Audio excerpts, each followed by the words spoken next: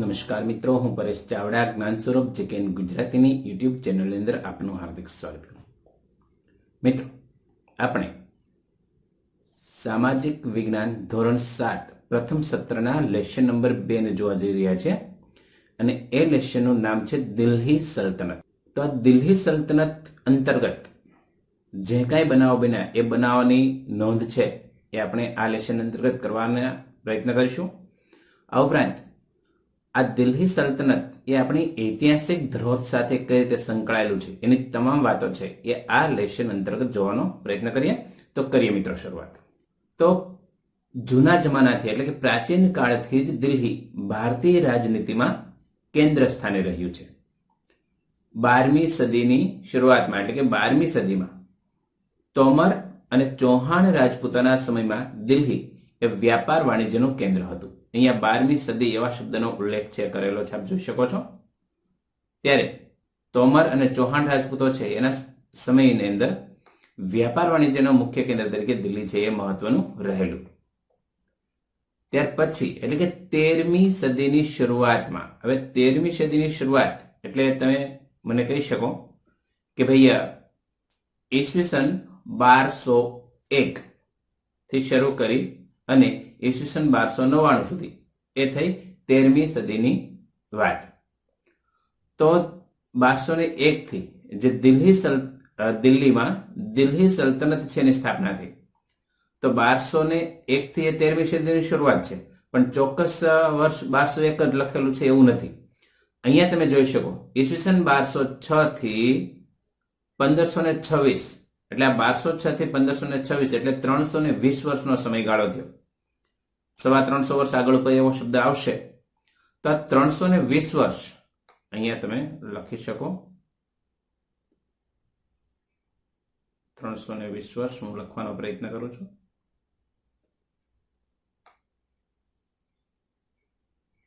આ 320 વર્ષ દરમિયાન ઉત્તર ભારતના વિશાળ વિસ્તાર પર શાસન કરનાર શાસકોને સુલતાન અને શાસનકાળને દિલ્હી સલ્તનત તરીકે ઓળખવામાં આવે છે.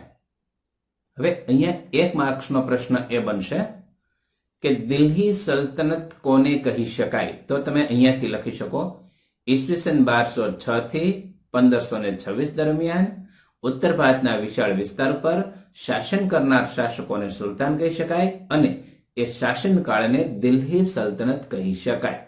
આ એક મહત્વનો પ્રશ્ન છે, આ લેશનમાંથી તમારે લખવાનો રહેશે. હવે આ શાસકો હતા ક્યાંના? જે દિલ્હી સલ્તનત તરીકે ઓળખાય એ શાસકો ક્યાંના હતા? જો એવો પ્રશ્ન 1 માર્ક્સમાં પૂછાય તો તમે કહી શકો કે દિલ્હી સલ્તનત તરીકે ઓળખાતા શાસકો મૂળભૂત રીતે તુર્ક એટલે કે તુર્કિસ્તાન અને અફઘાન એટલે કે અફઘાનિસ્તાનના હતા. આ તુર્ક અને અફઘાન લોકો હતા. હવે આ 350 વર્ષ દરમિયાન એટલે જે આગળ ઉપર 320 લખ્યા છે એની વાત કરું છું, અને એને આપણે લમસમ બોલવું હોય એટલે કે અંદાજિત બોલવું હોય તો 350 વર્ષનો સમયગાળો કહેવાય. તો 350 વર્ષ દરમિયાન દિલ્હી સલ્તનતમાં કુલ 5 વંશોએ રાજ સત્તા ભોગવી. કેટલા વંશો? 5 વંશો. ખાલી જગ્યામાં પૂછી શકાય.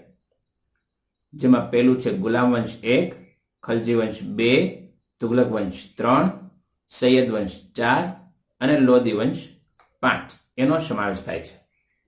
ટૂંકા સૂત્રમાં તમારે એને લખવું હોય તો ગુખ્તુ શૈલો કહી શકો. તમને એમ થાય કે એમ જ કેમ બંધ બેસતો શબ્દ શું કામ નથી બનાવ્યો? તો અહીંયા જે લખેલા છે એ ક્રમવાઇઝ લખેલા છે, એટલે કે જે સમય પ્રમાણે આવતા ગયા છે એ રીતે લખેલા છે. એટલે ગુલામ વંશ, ખલજી વંશ, તુગલક વંશ, સૈયદ વંશ અને લોધી વંશનો સમાવેશ થાય છે.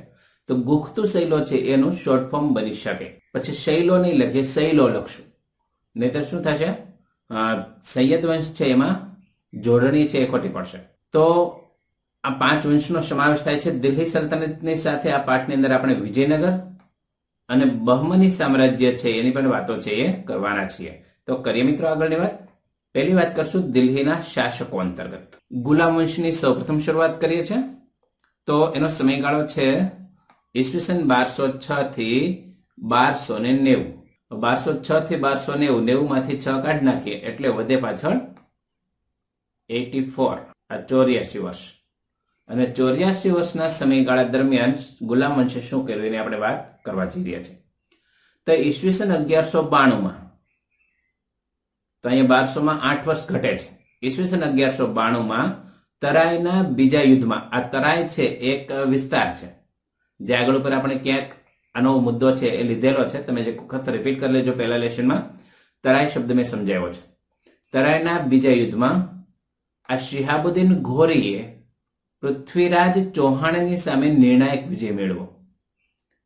તો દિલ્હી સલ્તનત પર એકમાત્ર જે હિન્દુ શાસક છેલ્લા હતા પૃથ્વીરાજ ચૌહાણ, એની સાથે આ શિહાબુદ્દીન ઘોરી છે લડે છે અને તેમાં તે જીતી જાય છે. અને ત્યારબાદ દિલ્હી સલ્તનતની શરૂઆત થાય છે અથવા એનો પાયો નખાય છે. આ શિહાબુદ્દીન ઘોરી એ પાયો નાખ્યો.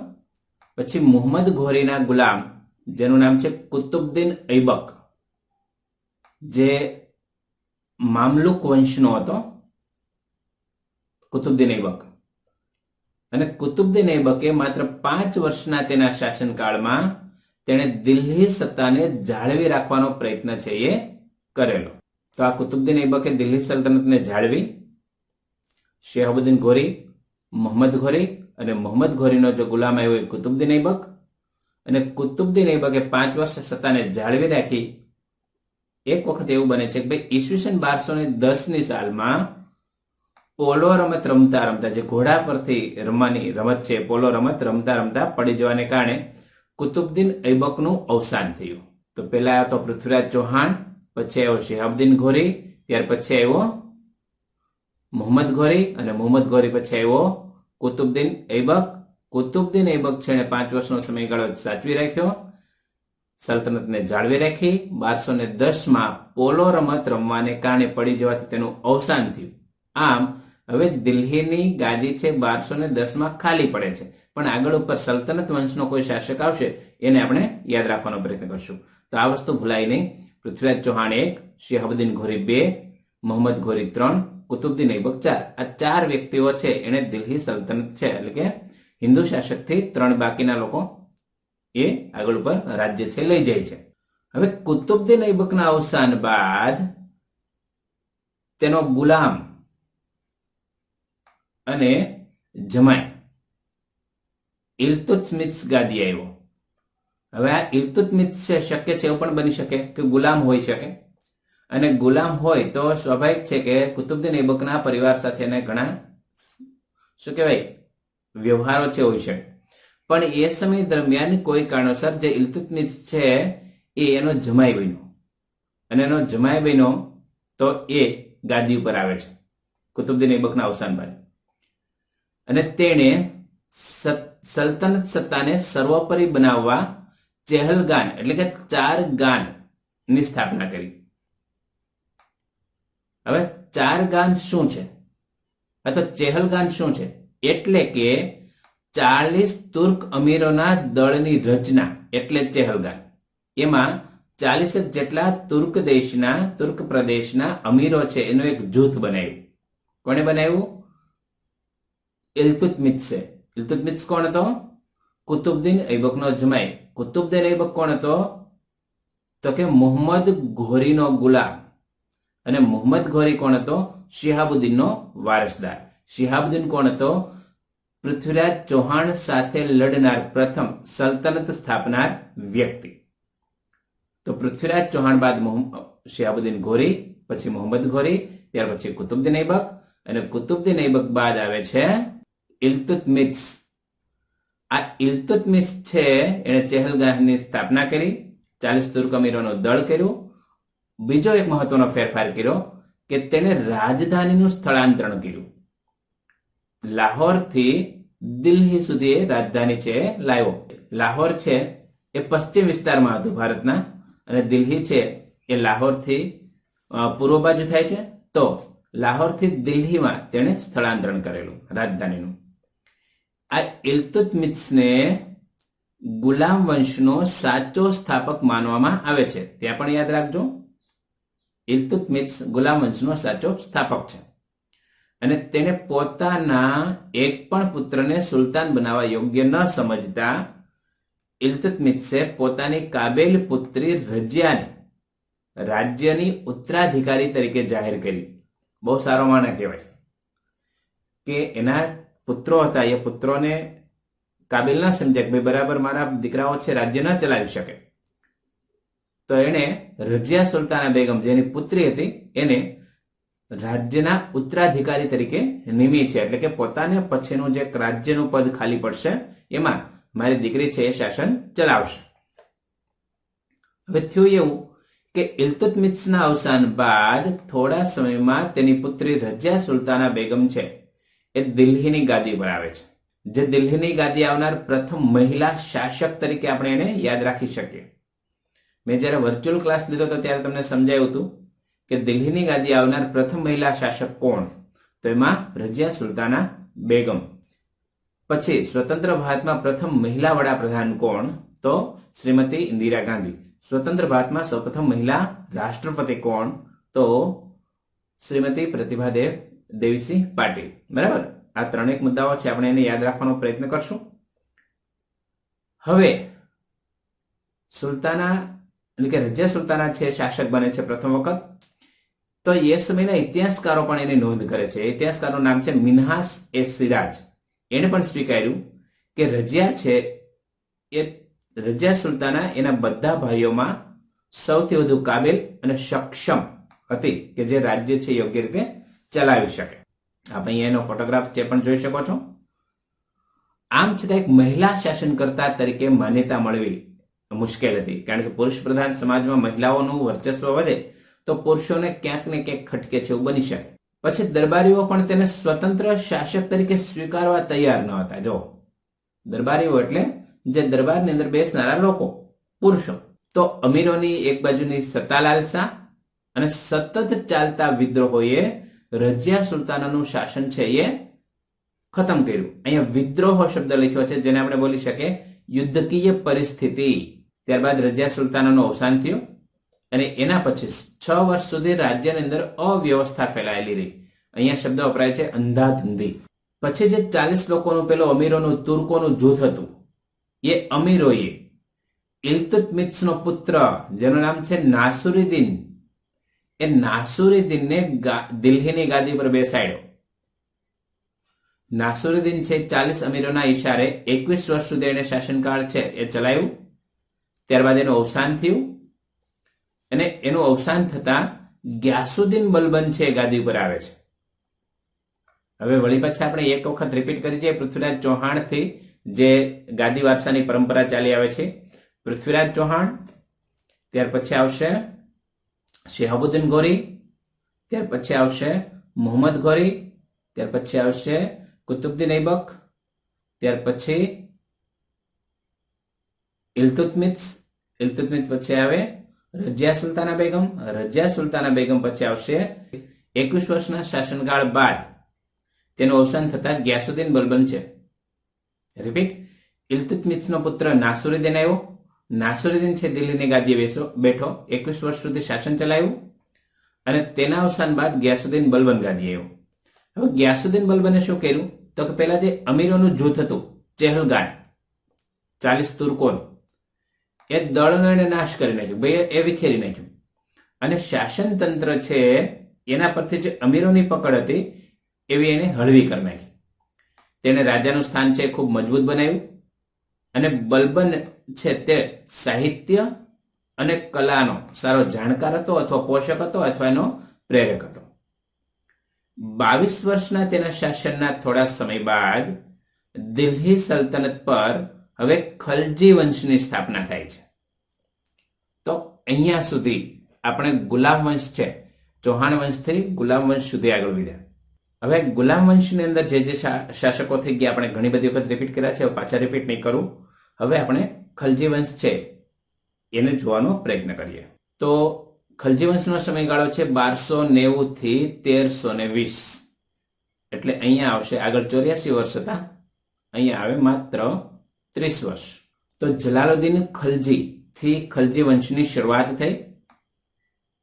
આ ગ્યાસુદ્દીન બલબન પછી સીધા આવ્યા જલાલુદ્દીન ખલજી, એણે ખલજી વંશની શરૂઆત કરી, સ્થાપના કરી શાસનની. હવે જલાલુદ્દીનના 6 વર્ષના શાસન બાદ દિલ્હીની ગાદીએ મહત્વાકાંક્ષી સુલતાન અલાઉદ્દીન ખિલજી આવેલો. અલાઉદ્દીન ખિલજીએ ઉત્તર ભારત, ગુજરાત અને દક્ષિણ ભારત પર વિજય પ્રાપ્ત કરી અને પોતાનું સામ્રાજ્ય છે એ વધારેલું. તો ઉત્તર ભારત, ગુજરાત અને દક્ષિણ ભારત સુધી પણ તે પોતાનો વિજય છે એ પ્રાપ્ત કરી શક્યો અને સામ્રાજ્યને વધારી શક્યો. દિલ્હીમાં સ્થાયી સેનાની તેણે શરૂઆત કરી. તેણે સૈન્યના ઘોડા અને સૈનિકોની વિશિષ્ટ ઓળખ માટે દાગ અને ચહેરાની પદ્ધતિ શરૂ કરી હતી. ટીક માર્ક કરજો. 1 માર્ક્સનો પ્રશ્ન બની શકે કે ખલજી વંશમાં કયા શાસકે ઘોડા અને સૈનિકોની વિશિષ્ટ ઓળખ માટે દાગ અને ચહેરાની પદ્ધતિ શરૂ કરેલી? તો તમે ત્યાં અલાઉદ્દીન ખલજીનું નામ છે એ લખી શકો. જોકે જલાલુદ્દીન ખલજી છે એને ખલજી વંશની સ્થાપના કરેલી છે, જ્યારે અલાઉદ્દીન ખલજી છે ત્યાર પછીનો જે શાસક છે એને આ પદ્ધતિ છે એની શરૂઆત કરી. આ ઉપરાંત ભાવ નિયમન, બજાર નિયંત્રણ, સંગ્રહખોરી નિયંત્રણ જેવા વહીવટી સુધારા પણ અલાઉદ્દીને કરેલા. અલાઉદ્દીન ખલજીના અવસાન પછી રાજ્યમાં વળી પાછી અવ્યવસ્થા એટલે કે અંધાધુંધીનું વાતાવરણ સર્જાયું. ખલજી વંશનો એને કારણે અંત આવ્યો અને દિલ્હીની ગાદીએ એક નવો વંશ આવ્યો જેનું નામ છે તુગલક વંશ અથવા તો તુગલક શાસનની શરૂઆત. અને તુગલક શાસનની શરૂઆત કરનાર કોઈ વ્યક્તિ હોય તો એ તો ગિયાસુદ્દીન તુગલક. ત્યાં પણ આપણે ટીક માર્ક કરીશું. હવે આટલું જાણો. તો અલાઉદ્દીન ખલજીના સમયમાં પ્રસિદ્ધ કવિ થઈ ગયા જેનું નામ છે અમીર ખુશરો, અને જેમણે કિરાતુલ સદાયન અને આશિકા તથા નૂહ આવી મહત્વની પ્રસિદ્ધ સાહિત્ય કૃતિઓની રચના કરી છે. તો કવિ અમીર ખુશરો છે એની ઘણી બધી શેરો શાયરી છે એનાથી આપણે વાકેફ હોઈએ છીએ અથવા તો આપણે ક્યાંક ને ક્યાંક એ સાંભળવા અથવા તો વાંચવા મળતી હોય છે. તો અમીર ખુશરો દ્વારા કિરાતુલ સદાયન, આશિકા અને નૂહ છે એની સાહિત્ય કૃતિઓ છે. હવે આપણે 20 વર્ષના સમયગાળાવાળો જે ખલજી સમયગાળો છે પૂરો થયો. હવે આપણે તુગલક વંશ છે એની વાત કરીએ છીએ. તો તુગલક વંશનો સમયગાળો છે 1320 થી 1414. તો લગભગ ન ભૂલતો હોય તો 1320 થી 1414 એટલે 96 વર્ષ જેવો સમયગાળો થશે. કઈ રીતે ખ્યાલ આવે? તો કે અહીંયા 1320 છે, અહીંયા 1420 કરી નાખીએ, બરાબર? તો 100 વર્ષનો સમયગાળો થઈ જાય. પણ અહીંયા 20 છે ને અહીંયા 14 છે એટલે 6 વર્ષ એમાંથી બાદ 6 વર્ષ બાદ કરી નાખીએ તો કેટલા આવશે? અહીંયા લગભગ 6 બાદ કરી નાખીએ એટલે 94 વર્ષ આવશે ને, સોરી. તો તુગલક વંશ દરમિયાન મોહમ્મદ બિન તુગલક એક પ્રતિભાવંત સુલતાન થયો. તો મોહમ્મદ બિન તુગલક યાદ રાખીશું, જેણે તેના સમયમાં કેટલીક યોજનાઓ અમલમાં મૂકી. દિલ્હીથી દૌલતાબાદ રાજધાનીનું સ્થળાંતર કર્યું. ત્યાં પણ ટીક માર્ક કરજો. કોઈએ આગળ ઉપર લાહોરથી દિલ્હી સુધી રાજધાની લાવેલું. હવે આ ભાઈએ દિલ્હીથી દૌલતાબાદ રાજધાની લઈ જાય છે. પ્રતીક, મુદ્રા પ્રયોગ આવી યોજનાઓ છે તેને આપેલી. મોટાભાગની યોજનાઓમાં વ્યવહારિકતાનો અભાવ હતો, તેમજ તબક્કાવાર અને આયોજનબદ્ધ અમલીકરણના અભાવને કારણે આ યોજનાઓ છે નિષ્ફળ ગઈ અને તેથી ઇતિહાસમાં આ યોજનાઓ તરંગી યોજનાઓ તરીકે ઓળખાય છે. બહુ મહત્વની યોજના તરીકે આપણે પરીક્ષાની દ્રષ્ટિએ કામની છે એવી વાત કરતો. તમને પ્રશ્ન એવો પૂછાય કે સલ્તનત કાળ દરમિયાન કયા શાસકે તરંગી યોજનાઓ આપી હતી? તો તમે લખી શકો સલ્તનત કાળ દરમિયાન મોહમ્મદ બિન તુગલકે તરંગી યોજનાઓ આપી હતી. પછી એવું પૂછાય આ યોજના શા માટે નિષ્ફળ ગઈ? તો તમે લખી શકો કે મોટાભાગની યોજનાઓમાં વ્યવહારિકતાનો અભાવ હતો, તબક્કાવાર અને આયોજનબદ્ધ અમલીકરણ ન હતું, એને કારણે આ યોજનાઓ નિષ્ફળ ગઈ છે. તો તરંગી યોજના તરીકે સ્થાન પામી. મોહમ્મદ તુગલકના સમયમાં આફ્રિકન મુસાફર ઇબ્ન બતુતા ભારતમાં આવ્યો છે. ટીક માર્ક કરજો. ઇબ્ન બતુતા અને મોહમ્મદ તુગલક બાદ તેનો પિતરાય ભાઈ ફિરોજ શાહ તુગલક છે ગાદી આવ્યો. ફિરોજ શાહ તુગલકના અવસાન બાદ તૈમુર લંગે દિલ્હી ઉપર આક્રમણ કર્યું અને 1398 થી 99 જેથી સત્તાના પાયા છે એ અચમચી ગયા અને તુગલક સત્તા છે એ મર્યાદિત બની ગઈ, કારણ કે તૈમુર લંગ છે એનું આક્રમણ એ સહન કરી શક્યા નહીં. હવે વાત કરીશું સૈયદ વંશની, જે 1414 થી 1451 નો સમયગાળો છે ધરાવે છે. અને ત્યારબાદ આવશે લોધી વંશ અને એ આવશે 1451 થી 1526 સુધી.